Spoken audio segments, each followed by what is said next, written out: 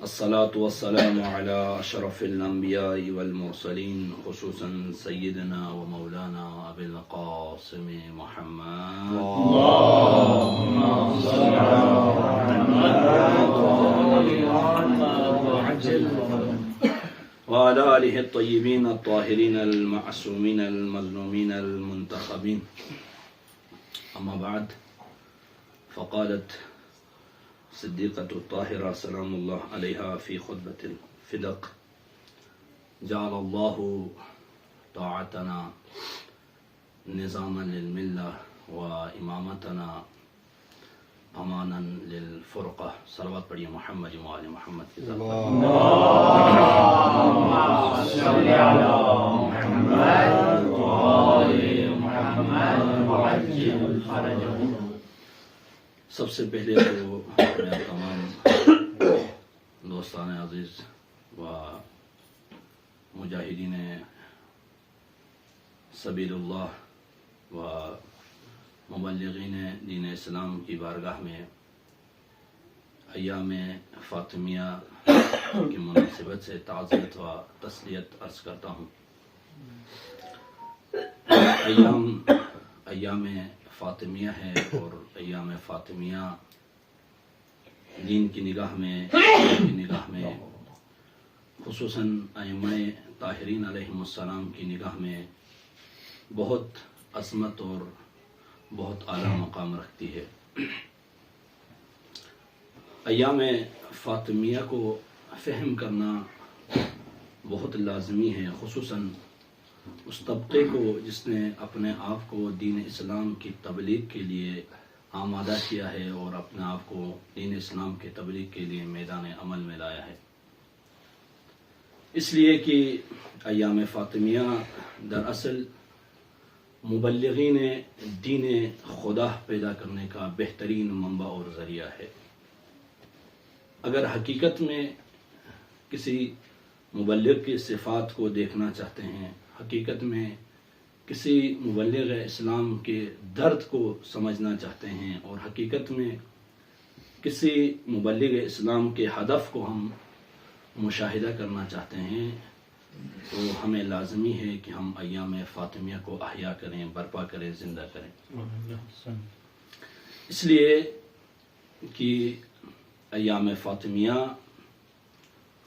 دراصل احیاء دین کا مترادف ہے، احیاء قرآن کے مترادف ہے، احیاء رکن اسلام، اساس اسلام کے مترادف ہے. جس طرح آپ نے سنا ہوا ہے یہ روایت کہ امام علیہ السلام سے راوی نے سوال کیا کہ مولا، عاشوراء اور کربلا کے احیاء کے لیے اس قدر اہتمام کی کیا وجہ ہے، کیا سبب ہے؟ کیوں آپ پورے سال کے خرچے سے آپ ایک اچھی خاصی رقم جمع کر کے رکھتے ہیں تاکہ کربلا و عاشوراء کو زندہ کریں، لوگوں کے ذہنوں کے اندر نقش کریں؟ اس کا سبب اور علت کیا ہے؟ تو امام علیہ السلام نے وہاں ارشاد فرمایا کہ شاید تم درک نہیں کر پاؤ کہ عاشوراء کے وجود میں آنے کا سبب کیا ہے، علت کیا ہے. اگر آج کربلا کو زندہ نہ رکھیں، عاشوراء کو زندہ نہ رکھیں، جس طرح سابق غدیر کو لوگوں نے بلا دیا، تو نتیجہ یہ ہوا کہ ایام فاطمیہ سقیفہ وجود میں آیا اور کربلا وجود میں آ گئی. اور اگر اب عاشوراء کو ہم دوبارہ بلا دیں تو اس کا نتیجہ یہ ہوگا کہ پھر کسی سرزمین میں کربلا و عاشوراء برپا ہو جائے گی، پھر کسی سرزمین میں کسی ولی خدا کو تنہا کر دیا جائے گا، پھر کسی سرزمین میں ولی خدا کے ناصرین کو، انصار کو بے دردی سے قتل کر دیا جائے گا، شہید کر دیا جائے گا. لہٰذا ضروری ہے کہ ہم عاشوراء اور کربلا کو زندہ کریں. اسی طرح ایام فاطمیہ اس لیے لازمی ہے کہ اگر ہم ایام فاطمیہ کو احیا کریں تو غدیر کا مقصد بھی احیا ہو جاتا ہے، عاشوراء کا مقصد بھی احیا ہو جاتا ہے اور انتظار کا مقصد بھی احیا ہو جاتا ہے. یہ تمام مقاصد کو احیا کرنے کے لیے محوری اور اہم ایام وہ دراصل ایام فاطمیہ ہے. جس طرح مقام معظم رہبری اہتمام فرماتے ہیں اور یہ قول مشہور ہے کہ مقام معظم رہبری نے یہ فرمایا ہے کہ میں پورے سال کی معنوی ضرورت کو و مادی ضرورت کو دراصل ایام فاطمیہ کے ان مجالس سے حاصل کرتا ہوں. صرف اپنے لیے نہیں بلکہ پورے جہاں کے انسانوں کے لیے جو مادی اور معنوی فیوزات پورے سال میں پہنچا رہا ہوتا ہوں، یہ تمام مادی اور معنوی فیوزات میں دراصل ایام فاطمہ کے مجالس سے حاصل کر رہا ہوتا ہوں. اس قدر عظمت ہے ایام فاطمہ کی. لہذا لازمی ہے کہ ایام فاطمہ کی تاثیر اور افادیت کی طرف ہم توجہ کریں، اور خصوصاً اب کیونکہ وقت نہیں آپ کے سامنے طولانی ہم گفتگو کریں، ایام فاطمیہ کے اندر اس نقطے کو ہم مرکوز کریں، متمرکز کریں اور لوگوں کی توجہ اس نقطے کی طرف دلوائیں کہ جس نقطے کی طرف لوگوں کے اذہان کو متمرکز کرنے کے لیے جناب سیدہ نے فدق کے خطبے کو مسجد نبوی کے اندر ابلاغ فرمایا، لوگوں کے سامنے تبیین کیا. جناب سیدہ میں بیان نہیں کر سکتا آپ کے سامنے، طالب علم امام خمینی جیسی عظیم ہستی جو آج کی صدی کے اندر جس نے تاریخ کے دوراہے کو بدل دیا.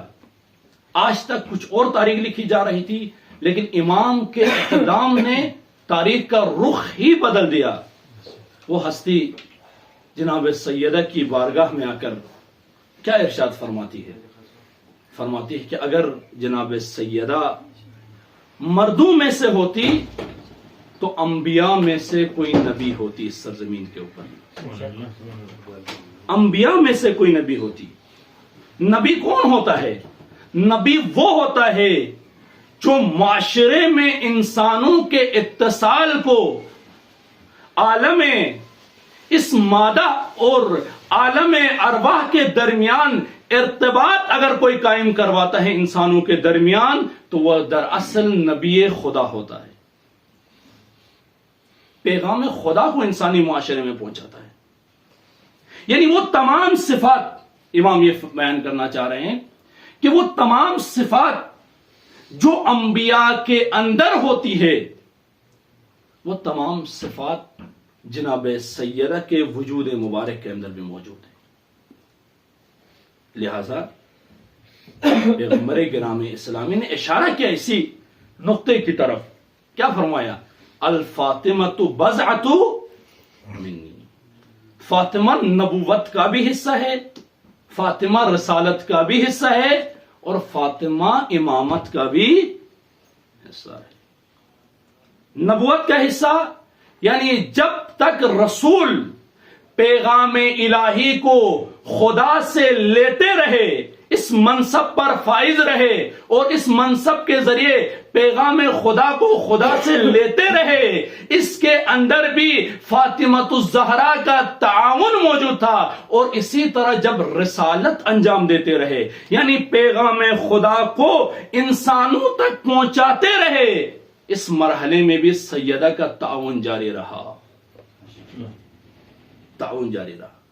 امامت یعنی وہ پیغام جو رسول نے خدا سے لیا، انسانوں تک ابلاغ کیا، اس کو تنفیذ کرنے کے لیے، اس کو نافذ کرنے کے لیے جب زمانے کا امام میدان عمل میں آئے تو سیدہ نے بھی اپنا حصہ ڈالا اور بتا دیا کہ اگر نبوت کے تکمیل میں سیدہ موجود تھی، نبوت وہ رسالت کے پیغام کے تکمیل میں سیدہ موجود تھی، تو بعین ہی اسی طرح فاطمۃ الزہرا امامت کے نفاذ و دین کے نفاذ و امامت کی ذمہ داری جو کہ نفاذ دین ہے اس سرزمین کے اوپر، سیدہ اس نفاذ کے لیے بھی میدان عمل میں موجود ہے۔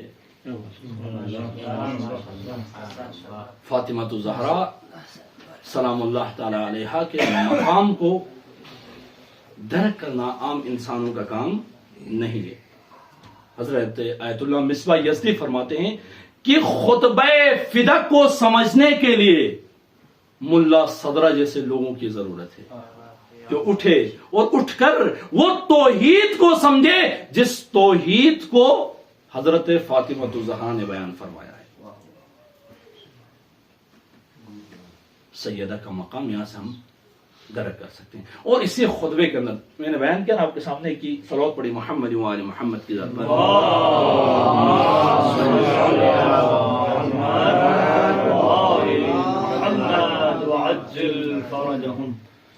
میں نے بیان کیا نا کہ ایام فاطمیہ دراصل اس مقصد سیدہ کو احیا کرنے کا نام ہے، اس کو متمرکز کرنے کا نام ہے، انسانی ذہنوں میں، مومنین کے ذہنوں میں، معاشرے کے اندر۔ لیکن آج ہم سب دیکھ رہے ہوتے ہیں کہ ایام فاطمیہ کے اندر بہت کم افراد ہوتے ہیں کہ جو اس نقطے کو متمرکز کرتے ہیں جس نقطے کے احیاء کے لیے جناب سیدہ نے قیام فرمایا۔ توجہ کیا ہوتی ہے کہ زیادہ تر حاشے میں رہتے ہیں، جزیات میں رہتے ہیں، اور کسی اور نقطے کو احیا کرنے میں اپنا وقت اور اپنا ٹائم صرف کر رہے ہوتے ہیں۔ جناب سیدہ نے خطبہ فدق کے اندر، کل جب توفیق ہوئی میں نے مطالعہ کیا، تو اس خطبے کے اندر جناب سیدہ کے بیان میں جو ترتیب تھی، ترتیب میں آغاز سیدہ نے حمد و ثناء خداوندی سے شروع کیا، اور دوسرا نقطہ جناب سیدہ نے جو بیان فرمایا اس خطبے کے اندر وہ توحید خداوندی کو بیان فرمایا۔ تیسرا نقطہ توجہ رکھیے گا کیونکہ آخری کلمات ہے، اس کے بعد آپ کی زحمتوں کو تمام کروں گا۔ تیسرا نقطہ جناب سیدہ نے خلقت کائنات کے سبب اور علت کی طرف توجہ دلوائی کہ خدا نے اس کائنات کو کس طرح تخلیق فرمایا اور اس تخلیق کیا سبب کیا ہے، علت کیا ہے، وجہ کیا ہے۔ چوتھا نقطہ نبوت کے اوپر اور پیغمبر گرامی اسلامی کے آنے اور پیغمبر گرامی اسلامی کی نبوت اور اس نبوت کے ذریعے معاشرہ انسانی کے اوپر الہی اثرات کی طرف بھی توجہ دلوایا، اور اس کے بعد جناب سیدہ نے حج و نماز و زکوٰۃ و خمس و ان تمام احکام دینی کے فلسفے کو بیان کیا، اور اسی کے ضمن کے اندر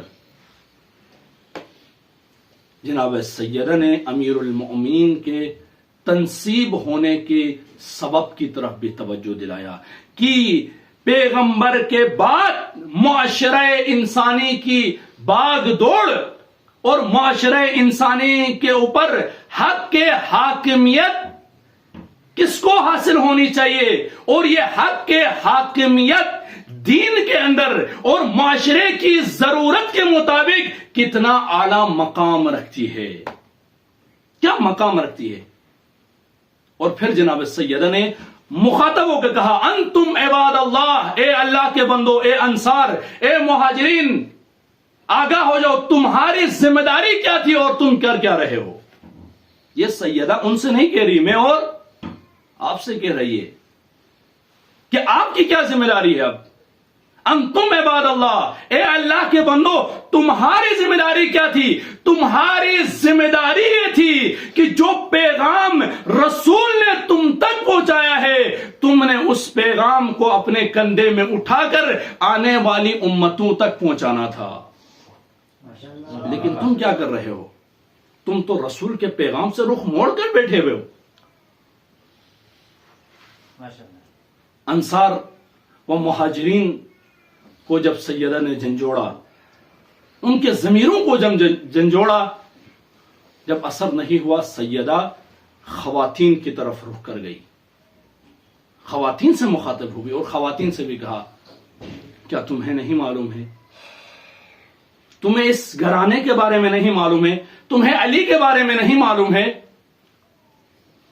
جناب سیدہ نے یہ تفصیلی خطبہ ارشاد فرمایا اور اس کے اندر اہم اور محوری نقطہ وہ یہی تھا کہ جعل اللہ طاعتنا نظاما للملہ، خداوند متعال نے اگر غدیر کا اہتمام کر کے آیے ولایت کو نازل کر کے اگر خداوند متعال نے ہماری اطاعت کی طرف تمہیں بلایا ہے تو اس کا سبب یہ ہے کہ تمہارے معاشرے کے اندر ڈسپلن قائم کرنا ہے، تمہارے معاشرے کے اندر الہی اقدار کو قائم کرنا ہے تاکہ معاشرہ اپنے مقصد کی طرف حرکت فرمائے۔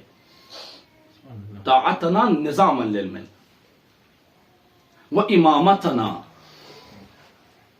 اب یہاں آپ خود سوچیں، یہاں آپ کے سامنے مختصراً باتیں بیان کروں گا کہ دیکھیں آج میں نے کہا نا کہ جو ہی ایام فاطمیہ آتے ہیں آج ہمارے معاشرے میں بحث کیا مطرح ہوتی ہے۔ استاد آیت اللہ جعفر سبحانی نے اپنی کتاب میں یہ بہت خوبصورت نقطہ بیان کیا ہے۔ جب بحث شروع ہوئی ہے امامت کے اوپر تو اس بزرگوار نے یہ بیان کیا ہے کہ ہمارا معاشرہ تاریخ کے پیچھے لگا رہتا ہے نا۔ اگر تھوڑی دیر کے لیے آپ تاریخ کو رکھ لیں اور صرف تنصیب امامت پر اپنے نظریات کو ابلاغ کریں، اس لیے تنصیب امامت پر بات کریں کہ تنصیب امامت ایک تاریخی معمہ نہیں ہے، ایک عقلی معمہ ہے، اور عقلی معمے میں کو معاشرہ قبول کرتا ہے۔ تاریخی معاملے میں مسئلہ یہ ہوتا ہے کہ ہر ایک کے پاس اپنے دلائل ہوتے ہیں، وہ 50 دلائل لائیں گے، آپ 50 دلائل لاؤ گے، نتیجہ کیا ہوگا کہ نہ آپ قبول کرو گے نہ وہ قبول کرے گا۔ لیکن اگر آپ تنصیب امامت کے معمے کو معاشرے کے اندر عقلی انداز میں بیان کرو گے تو معاشرے میں موجود ہر صاحب عقل جو غیر امامی ہے وہ اس معمے کو قبول کرے گا۔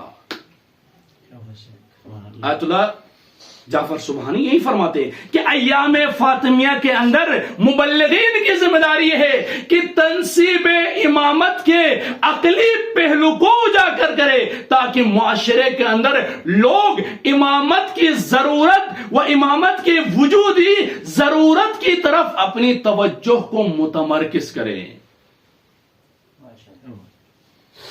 اور یہ کام نہیں ہوتا، لیکن آپ اٹھائیں، اسی یہی بزرگوار اپنی کتاب میں بیان فرماتے ہیں کہ مشترکات میں اگر ہم امامت کی بحث کو اگر کھولیں تو اہل تسنن اور اہل تشیع میں مشترکات زیادہ ہے اور اختلافات بہت کم ہے۔ امامت اہل تشیع اصول میں قبول کرتی ہے اور اہل تسنن فروع میں قبول کرتے ہیں، اور امامت کی جو تعریف شیخ طوسی علیہ الرحمہ نے کیا ہے وہی تعریف فخر رازی متکلمین اشعری جس نے اپنی کتاب کے اندر وہی تعریف کی ہے، اور اسی تعریف کو جناب سید بزرگوار جس نے ابقات الانوار لکھا ہے، سید میر حسین موسوی جس کتاب کی مدح و ثنا امام خمینی رضوان اللہ تعالی علیہ نے کیا ہے، یہ بزرگوار اسی تعریف کو نقل کرتے ہیں جس تعریف کو فخر رازی نے، امامت کی جو تعریف فخر رازی نے کی ہے۔ اور اگر آپ دیکھیں تعریف کے اندر تو مکمل وہی تعریف ہے جو شیخ طوسی علیہ الرحمہ نے کیا ہے۔ امامت کیا ہے؟ معاشرے کی رہنمائی کے لیے ایک ایسے الہی رہنما، وہ ایسے الہی حاکم جس کے ہاتھ میں معاشرہ انسانی کے، یہ لوگوں کے دنیاوی و اخروی امور کے تمام باغ دوڑ اس کے ہاتھ میں موجود ہو۔ امامت کی تعریف میں کوئی افتراق نہیں ہے، شیعہ ہو یا سنی ہو، دونوں کہاں موجود ہے۔ امامت کی ضرورت پر جو دلائل اہل تشیع نقل کرتے ہیں، قائل لطف وہی دلیل اہل تسنن بھی قبول کرتے ہیں۔ جس حدیث کو اہل تشیع ضرورت قرار دیتے کہ من مات ولم یعرف امام زمانہ، یہی روایت اہل تسنن بھی قبول کرتے ہیں۔ اہل تسنن بھی یہی روایت قبول کرتے ہیں۔ یعنی ضرورت امامت کے لیے اہل تشیع اور اہل تسنن کا، تیسری بات ضرورت امامت کے اوپر جو تیسری دلیل ہے، وہ دلیل وہیں 12 خلفاء کے آنے کے حوالے سے۔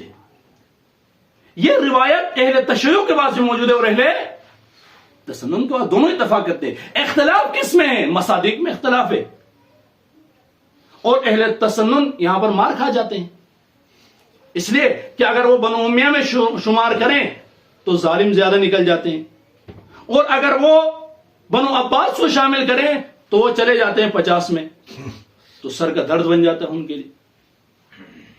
لہذا وہ رجوع کرتے ہیں کس کی طرف؟ وہ علماء اہل تسنن میں جو ناسبی ذہنیت نہیں رکھتے ہیں، وہ اس بات کے قائل ہیں کہ امامت کا روحانی پہلو، امامت کا معنوی پہلو دراصل علی و اولاد علی کے حوالے ہے، لیکن معاشرے کے اندر سیاسی پہلو اور معاشرے کے امور کو چلانے کے لیے نظام کا جو ظاہری پہلو ہے وہ دراصل اس کے زمانے کے خلیفہ کے اوپر ہے۔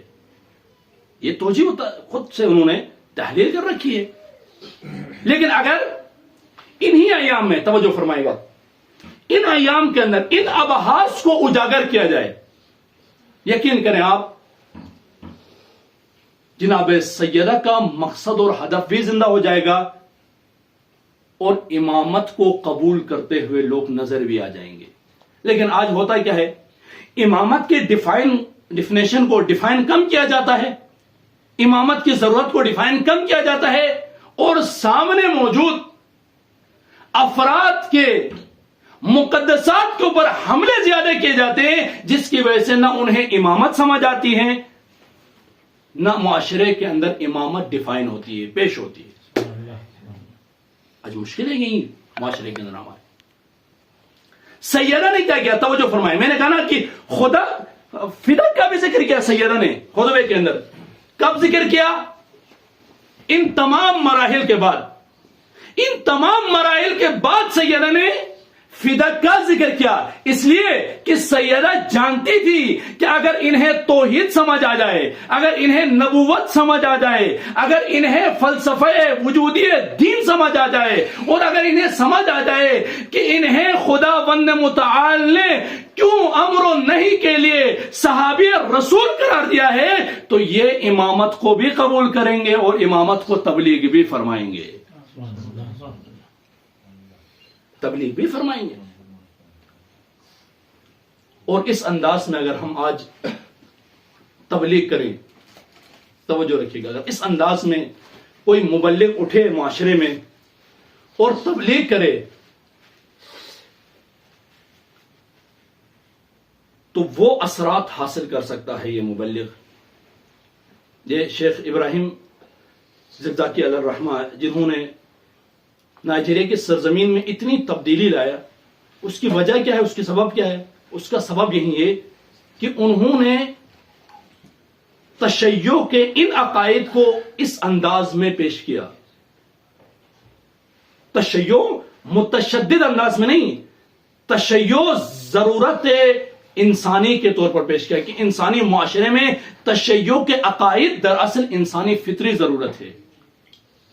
اگر امامت کو قبول نہیں کریں گے تو معاشرہ کس فساد کی طرف جائے گا، اور امامت کے تنصیب کے اندر جو دلائل تشیع رکھتے ہیں اگر اس کو ڈیفائن کر دیا جائے، اسے پیش کیا جائے، یقین کریں معاشرہ خود بخود امامت کی طرف رخ کرے گا.